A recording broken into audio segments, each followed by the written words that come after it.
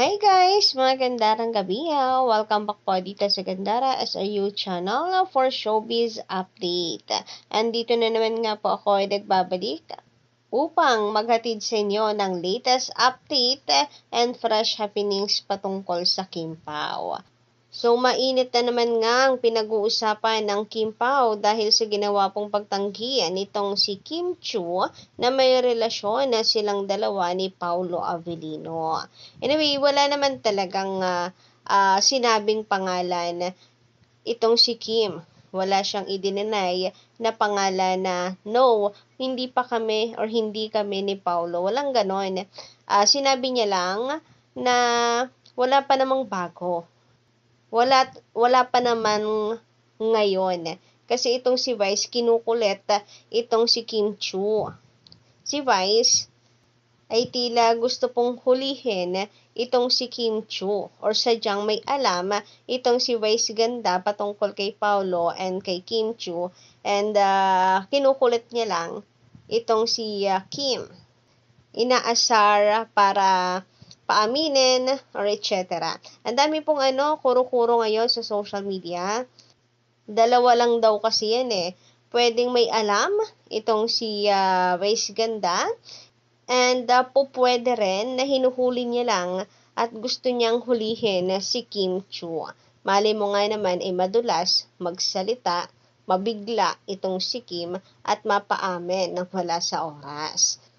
Napakagandang strategy din nga naman noon para mapag-usapan lalo ang showtime. Nako, kung nagkataon ay talagang sobra-sobra pa pong pag-uusapan talaga ang showtime dahil sa sobrang kilig sa pag-amin na gagawin ni Kim Chu. Pero si Kim ay direkta niyang sinabi na wala pa namang ngayon. Ibig sabihin, hindi pa siya in a relationship.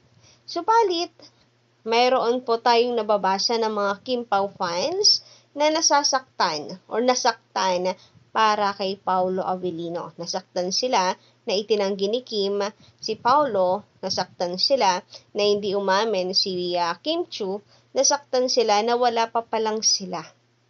Alam niyo yun, ang dami kasing nag-a-assume na silang dalawa na, marami pong nagsasabi na talagang silang dalawa na, kaya yung level po nung pakiramdam nila is magkakaiba. May nasasaktan dahil itinanggi daw si Paulo. May nasasaktan naman na hindi pa pala sila ni Paulo. So, saan po ba kayo doon? Gayunpaman, kagaya po ng sinabi natin sa isa nating update na mayroon pong mga Kim Pao fans naman ang alam na daw ang katotohanan, ang tunay na sagot ni Kim based sa kanyang naging reaction, sa kanya pong gesture, sa kanya pong pagsagot kay Vice Ganda.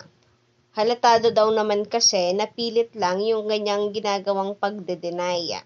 Pero hindi talaga ma-deny sa kanyang mga kilos. Iba kasi yung sinasabi ng kanyang kinikilos nung kanyang reaksyon na sa lumalabas sa kanyang bibig.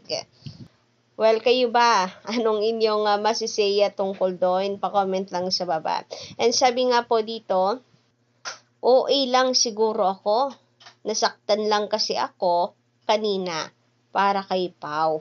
So, ayun, siya yung nasaktan para kay Paulo kasi itinanggi daw nga ni Kim si Paulo Avellino. Pero itong si Pao ay hindi rin naman nagsasalita pa, no? Wala pa rin pong pag-amin na ginagawa. So, parehas lang po silang dalawa ni Kim Chu. Siguro excited lang talaga yung mga fans na umamin yung dalawa.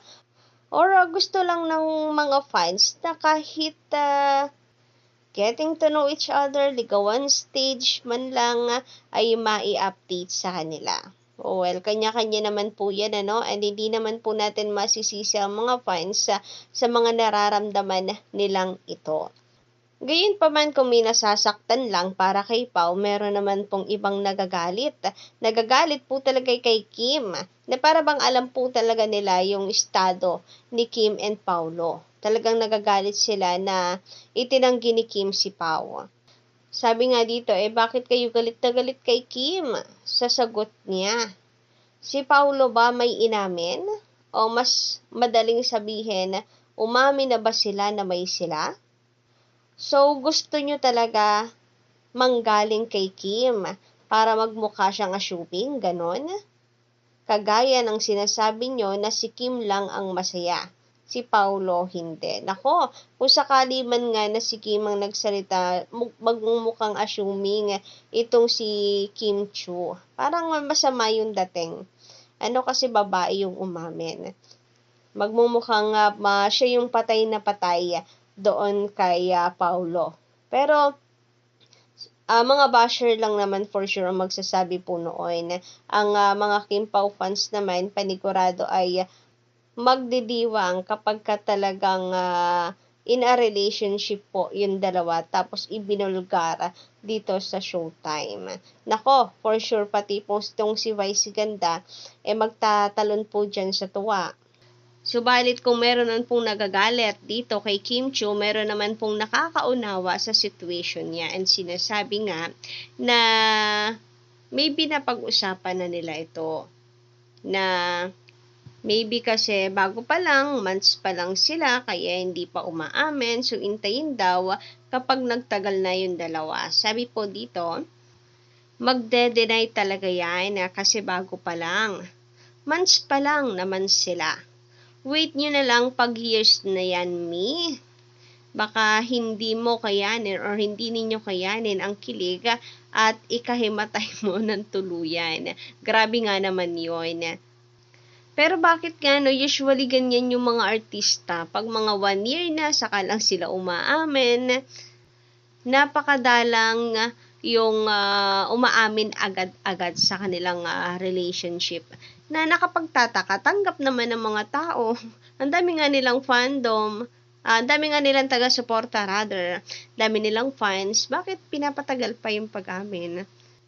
Samantala, sabi naman dito, hay nako, Prinsesa Chinita, ingat-ingat din.